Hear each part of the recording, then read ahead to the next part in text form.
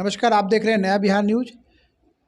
राष्ट्रीय भूमिहार ब्राह्मण परिषद के द्वारा आगामी 23 अप्रैल को धूमधाम से परशुराम जयंती मनाने का निर्णय लिया गया है, जिसको लेकर आज एक बैठक रखी गई। मुजफ्फरपुर के वार्ड संख्या 2 के चांदनी चौक स्थित मनीष माधव जी के आवास पर यह बैठक रखी गई है। जो कथावाचक भी है मनीष माधव जी, उनके आवास पर यह बैठक रखी गई और चर्चा की गई परशुराम जयंती के बारे में। हम बात करेंगे राष्ट्रीय भूमिहार ब्राह्मण परिषद के राष्ट्रीय सचिव है केशव कुमार मिंटू जी से। मिंटू जी, क्या निर्णय लिया गया है, बताएंगे? राष्ट्रीय भूमिहार ब्राह्मण परिषद की ओर से आप न्यूज़ चैनल के तरफ से जो यहाँ प्रेजेंटेशन आपका हुआ है, इसलिए आपको धन्यवाद। आज राष्ट्रीय भूमिहार ब्राह्मण परिषद के विद्वत्जनों और हमारे सहयोगी साथियों के साथ धार्मिक अनुष्ठान, संस्कार, नैतिक जीवन मूल्यों एवं समसामयिक मुद्दों पर चर्चा हुई, जिसका मुख्य विषय था मानस, गीता, हमारे शास्त्र और हम लोग का कर्म। इसके बीच जो आज के वर्तमान परिवेश में समाज का समन्वय शास्त्रोक्त विधि से नहीं हो पा रहा है, उसी के विषय में समाज को जागरूक करना, उसके प्रति चिंतन करना, इसी सब के विषय में हम लोग आज यहाँ बैठक किए और इसमें यही सब मुद्दों पर निर्णय हुआ। साथ में आने वाले अप्रैल में अक्षय तृतीया के दिन भगवान परशुराम जन्मोत्सव मनाने का भी निर्णय लिया गया।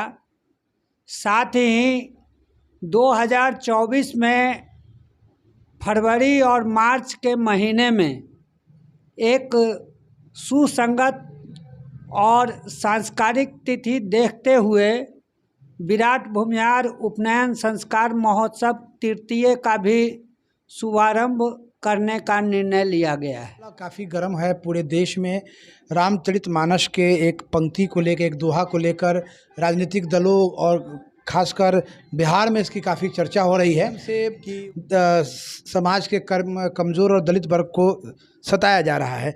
तो जो पुस्तक आज से 600 वर्ष पहले लिखी गई, उसका आज के संदर्भ में क्या मतलब है? निश्चित तौर पर भारत के अंदर आर्यावर्त जो जगह है, जिसको फारस की खाड़ी से लेके और बंगाल की खाड़ी के बीच जो भी जगह है, वो सब आर्यावर्त है। हिंदू कुश पर्वत के उस पार, हिंदू कुश पर्वत के इस पार, और बंगाल के खाड़ी बर्मा से लेके और अरब इराक तक का जो क्षेत्र है, यही असली में भारत है। अभी जिस भारत में हम लोग हैं, ये सिंबॉलिक भारत है, जिसका आधा से ज़्यादा पार्ट कहीं ना कहीं दूसरे देश के रूप में नाम है, और लोग उस देश को आज के डेट में दूसरे देश के नाम से जानते हैं।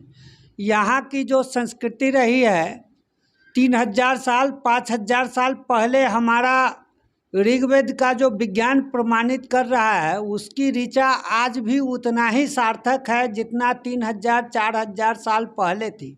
उसी तरह रामचरितमानस चूँकि अवधी भाषा में लिखा गया है, और अभी के जो वर्तमान विद्वान लोग हैं, उसको उस भाषा को हिंदी रूप में लेते हैं।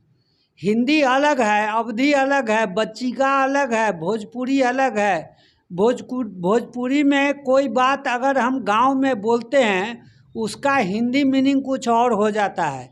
अवधी में जो बात गोस्वामी तुलसीदास जी ने कहा है, और हमारे बिहार के या अन्य जगह के जो राजनीतिक लोग इस पर बोलते हैं, ढोल गंवार शूद्र पशुनारी, तो ये अवधी भाषा में जो ढोल गंवार शूद्र पशुनारी है सो, और हिंदी भाषा में जो शूद्र पशुनारी है, ये दोनों डिफरेंट हम चीज़ बात है। करेंगे मनीष माधव जी से, जो कथावाचक भी हैं और कई बार उनको इन परिस्थितियों का सामना भी करना पड़ता होगा कि जब वो लोगों को रामचरितमानस या गीता के बारे में बताते होंगे तो वो क्या लोगों को बताते हैं, हम उनसे बात करेंगे। मनीष जी, ये जो अभी दोहा आपने जो चौपाई सुनी, ढोल गवार पशु शूद्र सब सकल तारनहारी, मतलब इसका जो मतलब क्या आप लोगों को बताते हैं? क्योंकि काफ़ी राजनीतिक विवाद हो रहा है और कई सारी राजनीतिक दलों ने कहा है कि इस लाइन को बदल देना चाहिए।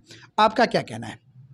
देखिए, रामो विग्रहवान धर्म, राम स्वयं धर्म है, रामम बिनाम क्या गति, वाल्मीकि रामायण का पहला श्लोक है।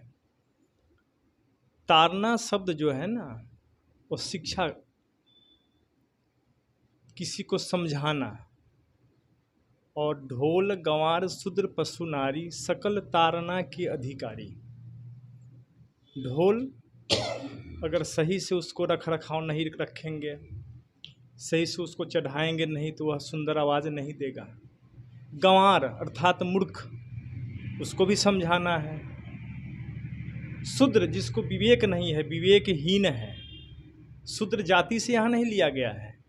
और यहाँ जो समुद्र से बातचीत भगवान कर रहे हैं, जो धर्म स्वयं है, तो समझाने का प्रयास कर रहे हैं। ताड़ना का मतलब दंड देना नहीं है, ताड़ना का मतलब पिटाई करना नहीं है, ताड़ना का मतलब प्रताड़ित करना नहीं है। ताड़ना का मतलब यह है कि उसको समझाना है कि तू गलत राह को छोड़कर सुंदर राह पर चलो, कुमार्ग को छोड़कर सुमार्ग पर चलो। बस यही बात है। ये फालतू बात आज राजनीतिक रंग दे रहे हैं, ये कुछ नहीं है। राम स्वयं धर्म है और राम के बिना गति असंभव है, राम ही गति है। आज मुख्य रूप से संगठन का 3-4 बिंदु था जिस पर तय हुआ। आज समाज में जो नैतिक क्षरण हो रहा है, संस्कार में जो ह्रास हो रहा है, उन बिंदु पर भी चर्चा हुई। और 2 बिंदु और तय हुआ, परशुराम जयंती मनाने का 23 अप्रैल को, और अगले 24 के फरवरी और मार्च में एक अच्छा दिन को पुनः राष्ट्रीय भूमिहार ब्राह्मण यज्ञोपवीत संस्कार तृतीय का आयोजन करने के बिंदु पर निर्णय लिया गया है। पुनः उपनयन संस्कार राष्ट्रीय भूमिहार ब्राह्मण परिषद के द्वारा 2024 में कराया जाएगा, इसका एक निर्णय लिया गया। हम